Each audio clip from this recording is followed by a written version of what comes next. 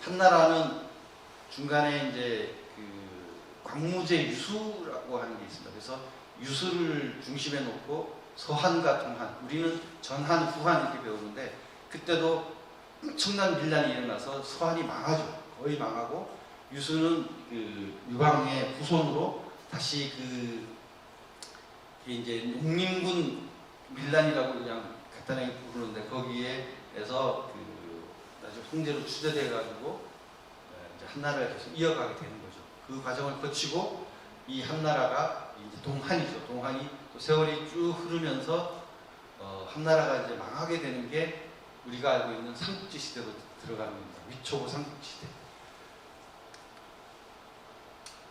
이 삼국지 소설, 근데 이제 소설과 이제 정사가 막 이렇게 섞여 있어서 좀 그런데 제가 옛날에 서울에서 삼국지 강의를 한번 한 적이 있거든요. 있는데 그때도 이 소설과 정사를 이렇게 구분해서 이렇게 설명하느라고 많이 힘들었는데 어쨌든 삼국지 소설을 이야기할 때 반드시 이야기해야 되는 게 뭐냐면 노자의 도덕경입니다. 뭐냐면 도원결이, 그러니까 유비, 관우, 장비가 등장하기 전에 거록이라고 하는 지역이 있습니다. 지역에 장각 삼형제가 먼저 등장해요. 먼저 등장하고 그 장각 삼형제는 그 도교의 어떤 정신으로 밀란을 일으킵니다. 이게 황건군입니다. 황건적. 이게 이제 소설에서는 황건적이라고 해서 비적이라고 해가지고 굉장히 평가절하하고 이렇게 하지만 어쨌든 이 황건군이 이제 생기는데요. 그 이전에 그 황건군이 밀란이 일어났던 게 184년 이 정도인데 거기 한 20년 전 정도에 중국에서 장릉이라고 하는 사람이 이 도교를, 그러니까 지금이야 도교를 하지만 그때는 도교라고 부르진 않았겠지만 어쨌든 이 노자의 도덕경을 기반으로 해서 일종의 어떤 경전 같은 것들을 만들어내는 거죠. 꿈에 나타난 노자를 만나는 거죠. 어쨌든 이게 이제 지금 도교의 정일도, 이제 남방 도교를 보통 정일도라고 부르거든요. 그래서 장릉 또는 장도릉이라고 하는 사람이 출연합니다. 굉장히 뛰어난 선비고요. 유교 선비였는데 이 자기 나름대로 독자적인 어떤 사상과 이런 것들을 종교적인 신념화로 바꿔나가면서 만들어진 형성된 종교가 이 도교인 거죠. 도교의 제 첫 번째 나타난 조천사가 바로 장릉입니다. 이 노자의 고향, 이게 물론 이제 노자의 고향이 어디냐 해가지고 중국에서 여러 싸우는데요. 노급, 중국말 루이라고 하는 하남성 동쪽 쪽에 있는 이 노자의 고향입니다. 엄청 큰 그 도교 사당이 있고요. 그리고 이거는 잉탄, 용호산이라고 하는 곳에 있는 천사부입니다. 이 장도릉은 이제 산들을, 사천성 쪽에 있는 항명산에서부터 이렇게 뭔가 계시를 받아가지고 소림사를 거쳐서 어디를 가냐면 이 용호산이라는 데, 지금의 강서성입니다. 강서성, 장강 남쪽에 있는 강서성에 있는 용호산에서 크게 도교를 활성화시키죠. 그리고 나중에는 다시 항명산으로 와서 거기서 이제 우화 돌아가시는데 어쨌든 이 사람이 장천사입니다. 두 제자가 이렇게 있고요. 이게 이제 도원결이, 소설 삼국지에 나오는 도원결이의 현장입니다. 이거는 조조우라고 하는 북경에서 남쪽으로 한 3시간 거리 떨어져 있는 닥주죠. 닥주의 원래 장비의 고향이죠. 그래서 장비 사당도 있고 여러 가지 있는데요. 그래서 이제 장각 삼형제가 이제 드디어 등장합니다.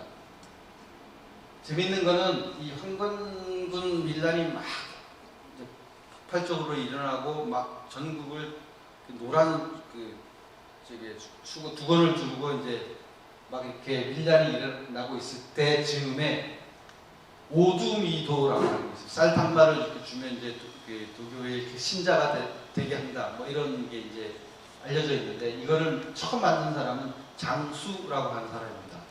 일종의 군벌이죠. 그리고 이 정일도는 이 황제처럼 왕처럼 그 장남이 계승하는 거예요. 계승. 지금 60몇 대에 지금 이 용호산에 있는 천사부에 있는 사람도 계속 장자 계열로 계승으로 이렇게 지금까지 내려오고 있거든요. 되게 특이한데, 그러니까 장릉의 아들이 장형인가 봐요. 장형의 아들이 장노입니다. 그 사람은 실제 인물이고 정사 삼국지에도 나오고 소설 삼국지에도 나오는 사람이에요. 그래서 이 장수라고 하는 사람과 장노가 청나라 쪽에 있었는데 둘이 힘을 합쳐서 한중 땅, 그 유명한 한중 땅을 공략해서 한중을 점령하죠. 근데 이 장수라는 사람이 너무 악랄해가지고 그 현지에 있는 귀족들이랑 다 죽이고 막 이런 식으로 해서 의견 충돌 끝에 이 장노가 장수를 죽이죠. 죽이고 이 한중 땅을 장노가 약 30몇 년 동안 통치를 해요. 그때 종교 합의, 정치와 종교를 융합한 굉장히 그 어떤 선정을 베푸는 게 기록에 많이 나오죠. 그리고 나중에 조조가 한중 땅을 오면서 조조한테 투항을 하게 되는 사람이 장노입니다. 이게 정일도 3대 천사예요. 그리고 이어서 이제 흥건군이 이제 이렇게 그 거록의 삼형제 거록의 삼형제가 장각, 장보, 장량 이렇게 삼형제가 이제 밀란을 일으키는데 생각보다 굉장히 일찍 죽죠. 형이 제일 큰 형이 먼저 죽고 장보 죽고 장량 이런 식으로 이제 이어져 가게 되면서 이게 자연스럽게 동한 말기에 역사적인 인물들이 혼란기에 등장하게 되고 동탁 등장하고 조조 등장하고 이러면서 본격적인 삼국시대로 들어가게 되는 그런 과정을 거치는 겁니다. 그 다음에 이제 장로고요.